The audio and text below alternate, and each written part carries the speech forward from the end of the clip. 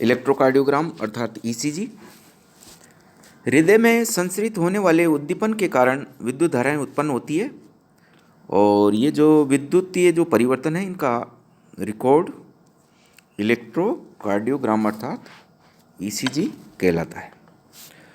ECG हृदय स्पंदन के दौरान सभी हृदय पेशियों द्वारा उत्पन्न एक्टिव पोटेंशियल का सामूहिक परिणाम होता है और ईसीजी को जो रिकॉर्ड करता है उस उपकरण को इलेक्ट्रोकार्डियोग्राफ कहते हैं।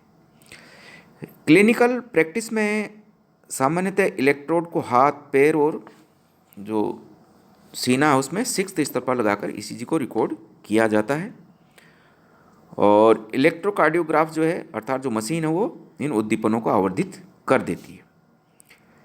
इलेक्ट्रोड्स को अलग अलग स्थानों पर लगा के विभिन्न प्रकार के रिकॉर्ड किए जाते हैं और ये जो रिकॉर्ड आते हैं इनकी सामान्य ईसीजी से तुलना की जा सकती है, जिसमें संचरण पथ के असामान्य होने, हृदय के बड़े होने या किसी भाग के क्षतिग्रस्त होने का पता लगाया जा सकता है। एक सामान्य ईसीजी में 3 स्पष्ट तरंगें प्राप्त होती है।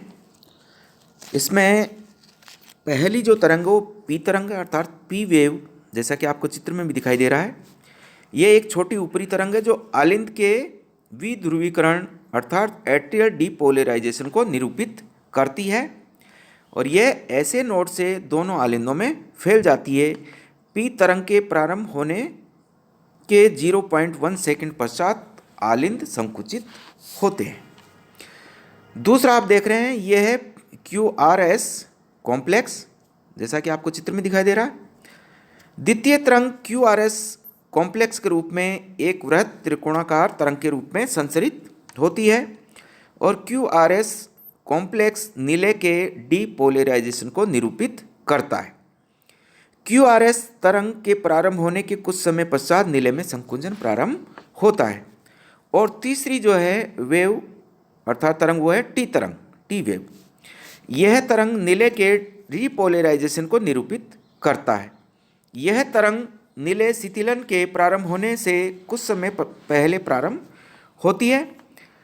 टी तरंग QRS तरंग की तुलना में छोटी होती है और अधिक स्प्रेड आउट होती है क्योंकि पुनर्ध्रुवण की घटना अर्थात रीपोलराइजेशन की घटना जो है वो डीपोलराइजेशन की तुलना में बहुत धीमी होती है, मंद होती है और सामान्यतः आलिंद में होने वाला पुनर्ध्रुवण प्रदर्शित नहीं होता है क्योंकि ये QRS तरंग में समाहित हो जाता है।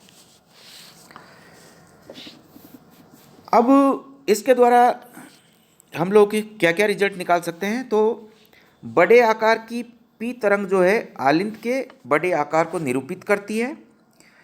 Q तरंग का बड़ा होना हृदय आघात को निरूपित करता है और R तरंग का बड़ा होना नीले के बड़े आकार को निरूपित करता है जब हृदय को उपयुक्त मात्रा में ऑक्सीजन उपलब्ध नहीं हो पाती। तरंगों की लंबाई के साथ साथ तरंगों के मध्य का जो अंतराल भी वह भी महत्वपूर्ण होता है। जैसे रूमेटिक फीवर में PQ अंतराल लंबा हो जाता है। ST खंड मायोकार्डियल इन्फ्रेक्शन के समय उत्तल प्रकार का हो जाता है और ऑक्सीजन की आपूर्ति अगर कम होती है तो ये अवतल प्रकार का हो जाता है और कई बार कसरत के समय धमनियों में प्रॉपर ऑक्सीजन की आपूर्ति नहीं हो पाती है और अगर इस समय हम लोग ईसीजी रिकॉर्ड करेंगे तो यह जो है ईसीजी स्ट्रेस इलेक्ट्रोकार्डियोग्राम कहलाता है। It's called stress electrocardiogram. Thank you.